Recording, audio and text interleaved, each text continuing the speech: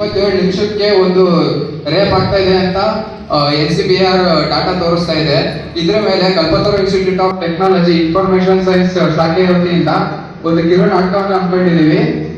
ನೋಡಿ ಹೇಗಿದೆ ಅಂತ ಹೇಳಿ. ಮೊದಲನೇ ದೃಶ್ಯ.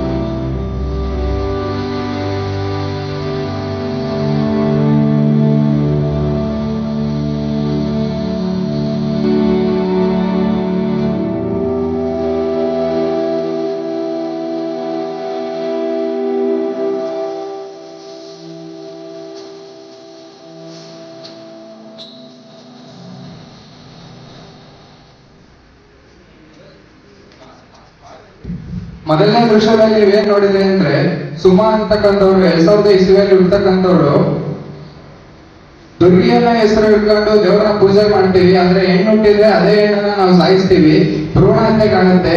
ಇದ್ರ ಮುಖಾಂತರ ನಾವ್ ಏನ್ ತಿಳ್ಕೊಬೇಕು ಅಂದ್ರೆ ನಮ್ಮೆಲ್ಲರ ಮನಸ್ಥಿತಿ ಯಾವ ತರ ಇದೆ. ಈ 21st ಸೆಂಚುರಿ ಆದ್ರೂ ಕೂಡ ಈ ತರ ಯೋಚನೆ ಮಾಡೋದು ತಪ್ಪು. ಇದು ನೆಕ್ಸ್ಟ್ ಹುಡುಗಿ ಫೇಸ್ ಮಾಡಿ ಹೆಂಗೋ ಅವ್ರ ಅಮ್ಮ ರಕ್ಷಣೆ ಮಾಡಿರ್ತಾರೆ. ನೆಕ್ಸ್ಟ್ ಹುಡುಗಿ ಸ್ಕೂಲಿಗೆ ಹೋಗ್ಬೇಕು ಅಂದ್ರೆ ಏನ್ ಇನ್ಸಿಡೆಂಟ್ ಆಗ್ಬೋದು, ನೆಕ್ಸ್ಟ್ ಇನ್ಸಿಡೆಂಟ್ ಏನಾಗ್ಬೋದು ನೋಡಿ. 2005ರಲ್ಲಿ ಅದಾದ್ಮೇಲೆ ನಂತರ ಘಟನೆ ನಡೆಯೋದು. ದೃಶ್ಯ 2.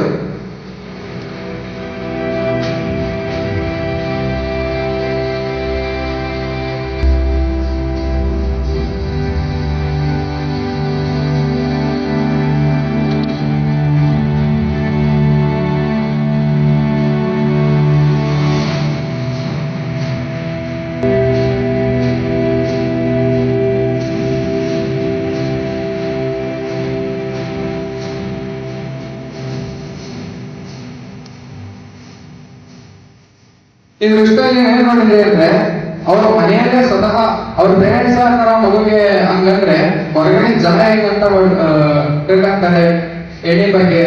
ಅದು ಅವ್ರು ಇವಾಗ ಸ್ಕೂಲ್ ಟೈಮಲ್ಲಿ ಈ ತರ ಇದೆ ವಿಷಯ. ಇನ್ನು ಕಾಲೇಜ್ ಲೆವೆಲ್ಗೆ ಬಂದಾಗ ಇನ್ನೇನ್ ತರ ಇರುತ್ತೆ, ಅವ್ರು ಇನ್ನೂ ಏನೇನೋ ಕಷ್ಟಗಳನ್ನ ಅನುಭವಿಸ್ಬೋದು. ಅದನ್ನ ನೆಕ್ಸ್ಟ್ ದೃಶ್ಯದಲ್ಲಿ ನೋಡ್ಬೋದು. ದೃಶ್ಯ 3, ಮೊದಲನೇ ದಿನ.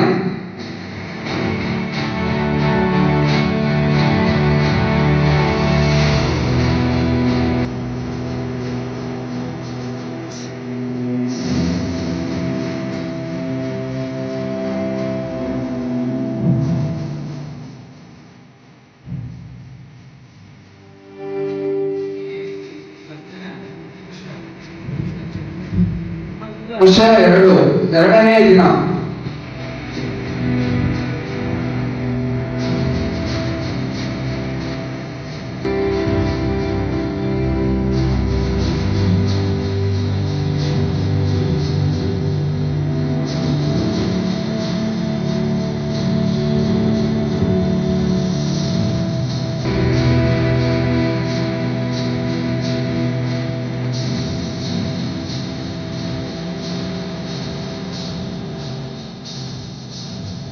ಈ ದೃಶ್ಯ ನೀವ್ ಏನ್ ನೋಡಿದ್ರೆ ಅಂದ್ರೆ ಒಂದು ಹುಡುಗಿ ಕಾಲೇಜ್ ಹುಡುಗಿನ ತರ ಅರೆಸ್ಟ್ ಮಾಡೋದು ಎಷ್ಟು ಸರಿ.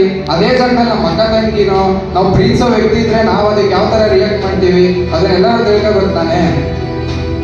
ಮತ್ತೆ ಇದರಿಂದ ನಾವ್ ಇನ್ನೊಂದು ಏನ್ ಯೋಚನೆ ಮಾಡ್ಬೋದು ಅಂದ್ರೆ ನಮಗೆ ಏನಾದ್ರೂ ಒಂದು ತಪ್ಪಾದಾಗ ಅದಕ್ಕೆ ನ್ಯಾಯ ಸಿಗುತ್ತೆ. ನಮ್ಗೆ ಆ ನ್ಯಾಯ ಬೇಡ ಸ್ವಾಮಿ, ನಮಗೆ ಬೇಕಿರೋದು ಆ ತಪ್ಪನ್ನ ಮಾಡ್ಲಿದ್ದಾಗೆ ಇದು ಬೇಕು, ನಮಗೆ ಪ್ರೊಟೆಕ್ಷನ್ ಬೇಕು. ಫಸ್ಟ್ ಆಫ್ ಆಲ್ ಎಲ್ಲ ಆದ್ಮೇಲೆ ನ್ಯಾಯ ಕೊಟ್ಟರು ಅದು ಏನ್ ಪ್ರಯೋಜನ? ನಮ್ಮ ಮನೆ ಮಕ್ಕಳಿಗಾದ್ರೂ ಹಾಗೆ ಆಗುತ್ತೆ ತಾನೆ. ಇದನ್ನ ನಾವು ನೆಕ್ಸ್ಟ್ ಇನ್ನು ಏನಾಗ್ಬೋದು, ಈ ತರ ಆದ್ಮೇಲೆ ಹುಡುಗಿ ಕಾಲೇಜ್ಗೆ ಹೆಂಗ್ ಹೋಗ್ತಾಳೆ, ಸ್ಕೂಲ್ ಕಾಲೇಜಲ್ಲಿ ಹುಡುಗರು ಹೆಂಗ್ ರೇಗಿಸ್ತಾರೆ, ಇದನ್ನ ನಾವು ನೋಡ್ಬೋದಲ್ಲ. ನಾನು ಅದೇ ಕ್ಯೂರಿಯಾಸಿಟಿ